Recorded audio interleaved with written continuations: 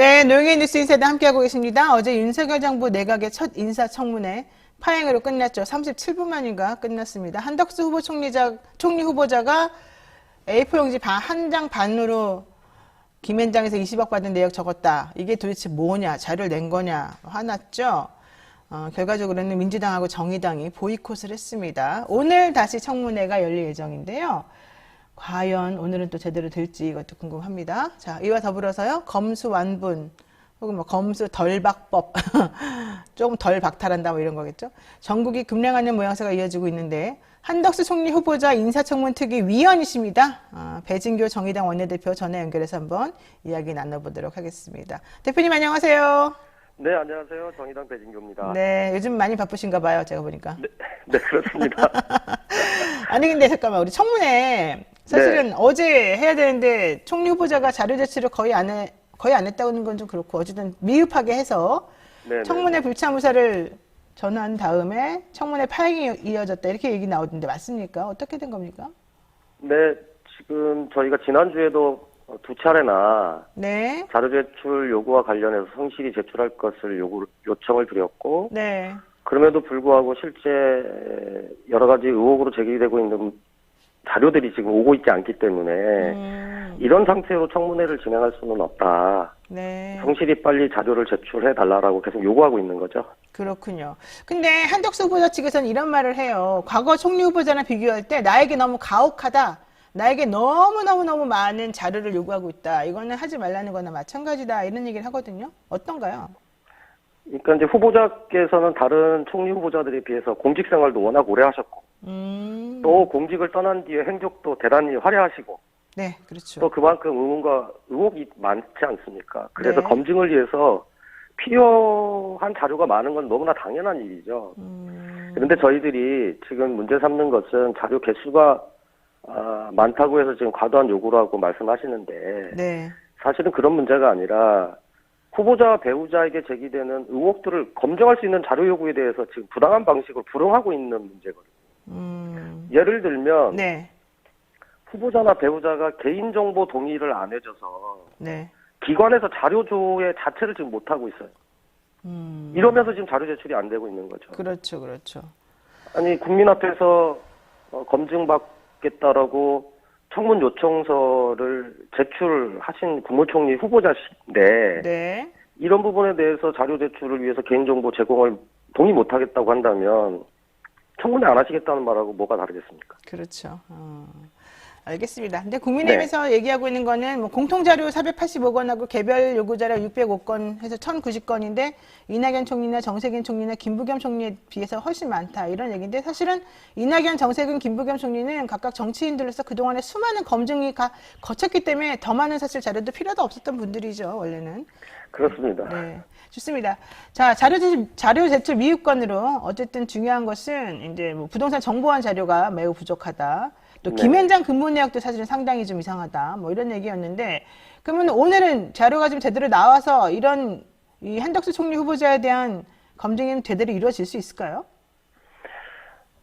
지금 자료 제출이 안 되면 사실 청문회가 정상적으로 진행되기에는 상당히 무리가 좀 있다고 봅니다. 그렇죠.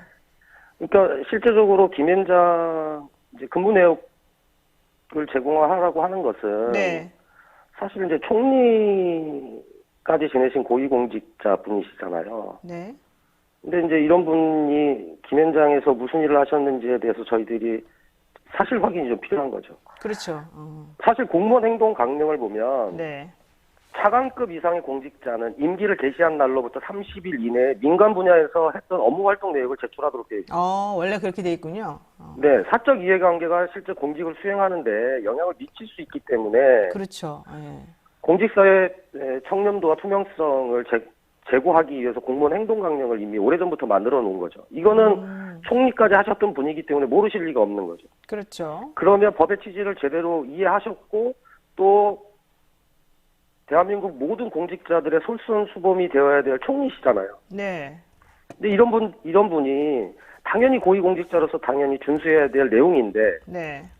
그러시면은 만약에 총리로 지명되시고 나면 임기 개시하고 나서 민간 분야 업무 활동 내역 제출 안 하겠다는 얘기하고 똑같은 거잖아요. 그렇죠. 이렇게 하기 싫으시면 네.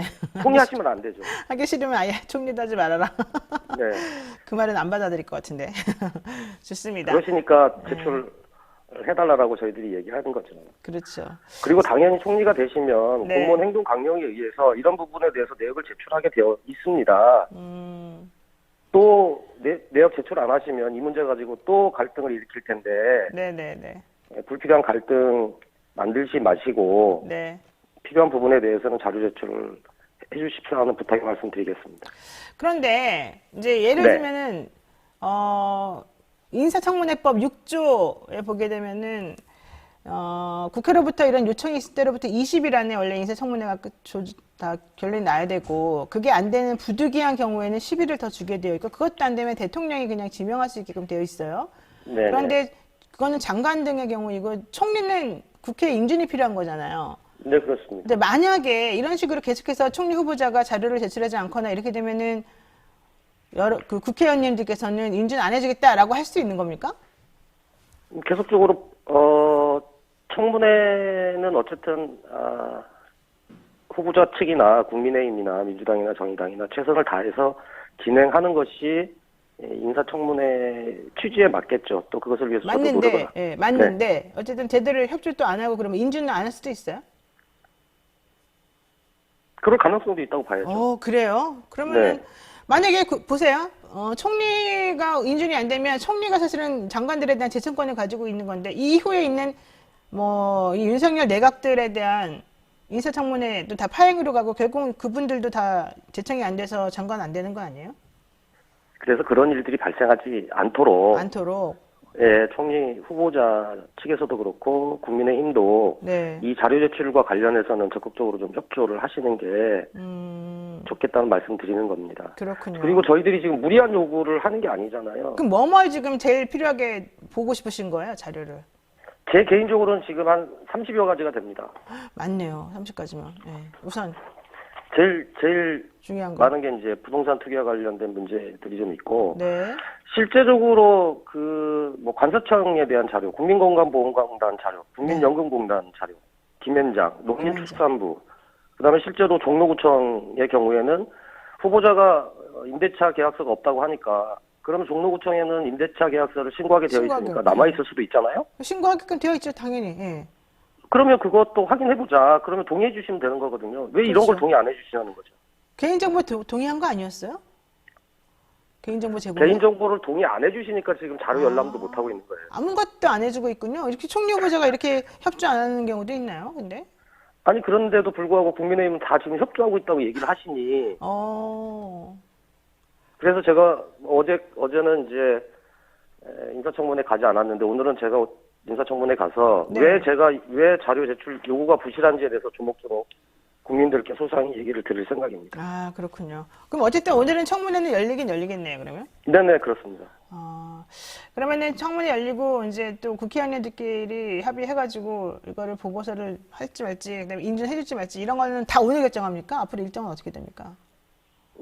아마도 이제 오늘도 청문회가 정상적으로 진행되기는 좀 어렵다고 보고요. 네. 다시 한번 이제 자료 제출에 대한 요구를 하고 청문 일정을 다시 좀 조정하는 게 필요하지 않을까 이런 생각을 하고 있습니다. 일정을 다시 조정할 수밖에 없겠다 이런 얘기시군요. 네네네네. 그러면요, 일단 정의당이 사실은 매우 중요해요. 정의당 예전부터 데스노트 만들어가지고 국민들로부터 많이 호응을 얻기도 하고 그랬는데 이번에 이 윤석열 내각 관련해서의 데스노트는 지금 마련되어 있습니까? 데스노트라고 저희들이 표현하지 않으셨는데.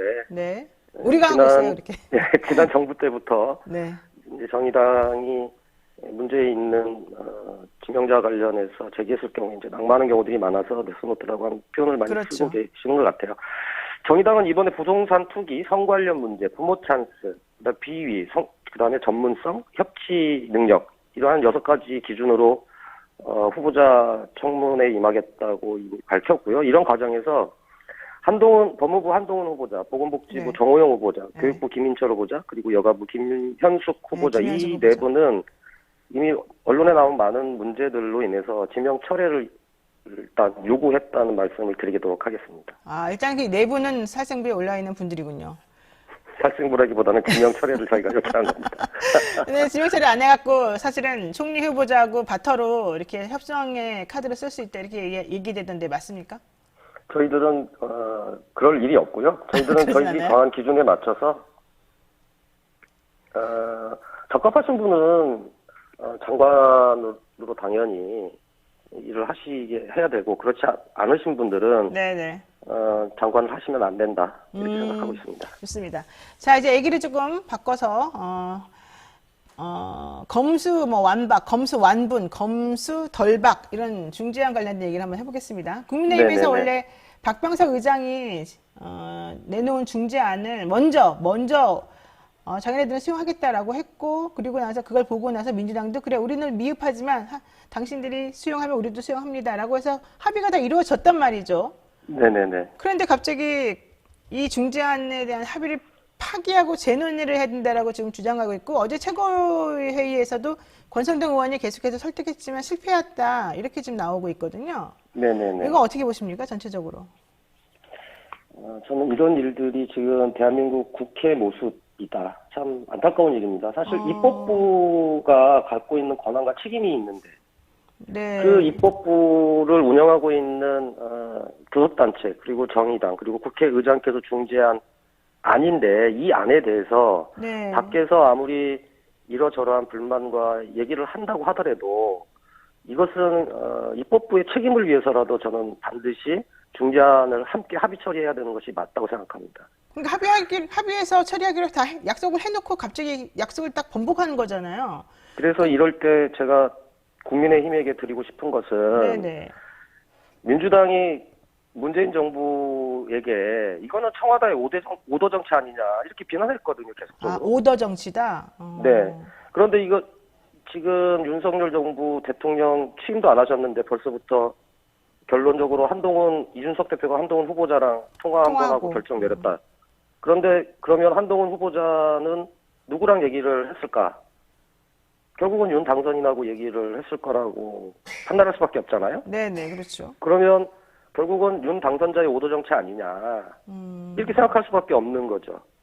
벌써부터 윤 당선자의 오도 정치로 국회를 흔들면 과연 국회가 정상적으로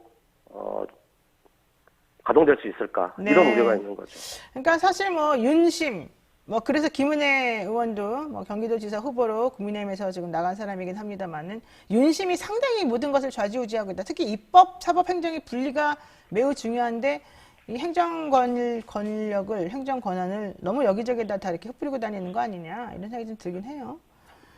그러니까 지금 가장 우려하는 게 검찰공화국에 대한 두려움들을 갖고 계시는 거잖아요. 네, 그렇죠. 그러니까 행정 권력을 사법 권력화 시키고 입법부마저 대통령이 관할하는 통법부, 지난 문재인 정부 시절에 또 국회 운영이 청와대 오도 정치라고 하는 비판과 비난을 워낙 많이 받았는데, 네네. 윤석열 정부가 시작도 되기 전에 입법부를 통법부 만드는 거 아니냐라고 하는 비판을 할 수밖에 없습니다. 그렇죠. 자, 어쨌든 검수완박 다시 얘기 돌아와서 어쨌든 네. 민주당은 이제 중재안을 거부한 거는 국민의힘이니까 우리는 어쨌든 이번 달 안으로 정리를 하겠다, 강행 처리하겠다 이렇게 의사를 밝히고 있는 중이거든요. 여기에 대해서는 네. 동의하십니까, 우리 의원님께서? 지금 진행하는 민주당의 방식은 처음 시작했을 때의 어떤 강행 처리는 아닌 거죠. 그렇죠. 이제 중재안에 그냥 합의했으니까 그 안으로 가겠다는 것 같아요. 네네. 민주당도 제가 확인한 바로는 중재안이 어쨌든 4월 회기 내에 처리돼야 된다라고 하는 입장이고 정의당도 이미 정의당도 예. 네네 합의한 대로 4월 국회 그렇죠. 내에 중재안이 처리되어야 한다라고 하는 게 저희 입장입니다. 그러면은 어쨌든 두 당이 이제 합쳐서 열심히 하면은 이번에는 되겠네요. 윤석열 정부까지 넘어가지 않고.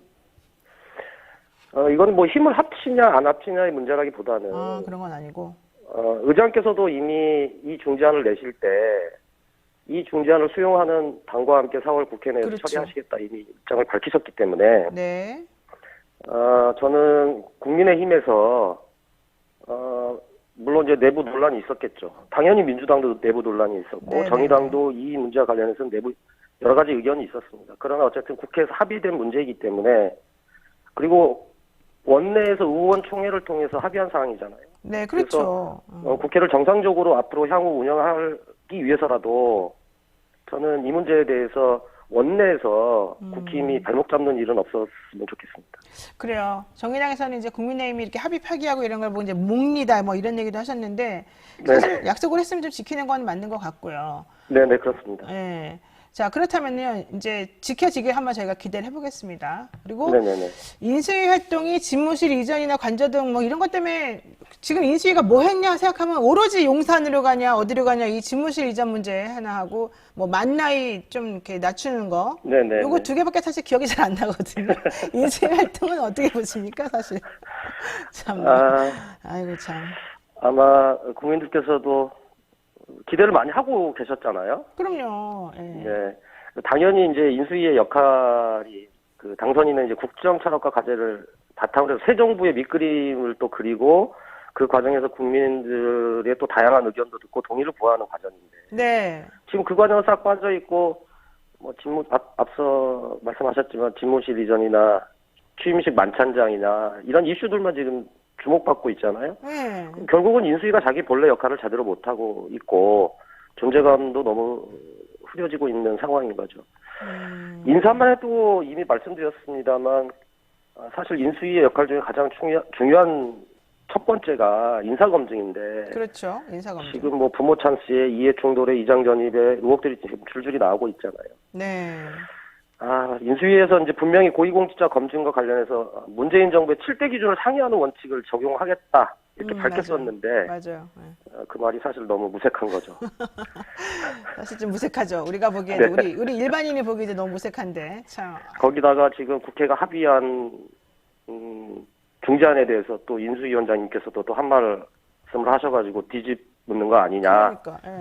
이런 오해까지 받고 계시는데 이러면 안 된다고 생각합니다. 그러니까요. 정말 우리는 그냥 좀 정상적으로 약속했으면 약속 지키고 정상대로 살았으면 좋겠다는 게 제 생각입니다. 자, 어쨌든 정의당 대표님 또 오랜만에 모셨으니까 한번 궁금한 거 여쭤볼게요. 결국 네네. 6월 지방선거 이제 앞으로 한 달 남았는데요. 네네. 정의당이 지난번 대선 때 생각보다 저조한 성적을 받았습니다. 우리 심상정 후보. 네네, 그렇습니다. 그러면서 또 비난도 많이 받았던 걸로 알고 있는데 네네. 이제 지방선거에 임하는 자세가 좀 남다를 것 같아요. 이번에 사실은 사람들이 정의당의 정체성이 뭔지, 정의당이 앞으로 계속 살아남을 수 있는지, 제3지대 혹은 제3정당의 역할이나 위상이 매우 지금 낙후되어 있는 현 상황을 어떻게 해결할 수 있을 것인지, 정의당이 이렇게 모든 질문을 짊어지고 갈 수 있을지 이런 거 되게 궁금하거든요.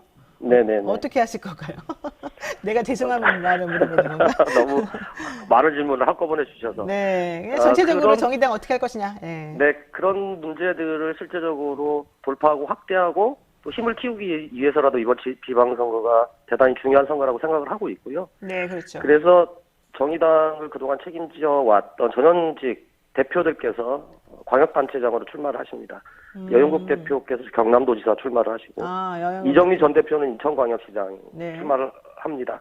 그래서 전현직 대표 지도부들이 전면에 광역단체장으로 출마하고 그리고 이번에 부족하긴 했지만 다당제 정치개혁의 첫 출발로 네. 지방의회의 11개 지역에서 3인 선거구, 중대선거구제가 실시가 됩니다. 그렇죠. 이 지역뿐만 아니라 기초의회의 다수의 우리 의원들을 출마하고 당선시켜서 말씀하신 제3지대 그리고 정의당의 모습 그리고 제3정당으로서의 다당제 기반을 확대하기 위해서 지방선거에서 최선을 다하겠다는 말씀드리겠습니다. 정의당은 경기도지사 후보가 누구고 서울시장 후보가 누굽니까? 지금 나와 있습니까? 서울시장 후보는 권수정 후보입니다. 권수정? 예. 네네. 서울시 정의당 시의원, 비례의원을 하셨던 분이고요. 네. 경기도지사는 이번 주 내에 확정을 할 예정인데 아마도 현재 경기도당 위원장인 황순식 위원장님이 출마하시지 않을까 이렇게 생각하고 있습니다. 그렇게 되는군요. 자, 어쨌든 모쪼록 정의당을 사랑했던 그 국민들의 열망이나 이런 것들을 잊지 않으시겠지만은 앞으로도 조금 더 분발해 주시면 좋겠어요. 사실 요즘 정의당도 좀 내부적으로도 좀 복잡한 사정 아니겠어요? 네네네네. 네, 어쨌든 오늘 말씀 여기까지 듣고요. 항상 그래도 캐스팅 보트로서 중요한 역할을 해주시는 정의당의 앞날이 아주 그냥 무궁한 발전이 있기를 제가 바라겠습니다. 감사합니다. 예. 최선을 다하도록 하겠습니다. 네네, 오늘 말씀 고맙습니다. 네, 감사합니다. 네. 네, 지금까지 배진교 정의당 원내대표하고 지금 말씀 나눴고요. 잠시 기다리시면 여러분이 좋아하는 청정시대 이어가겠습니다.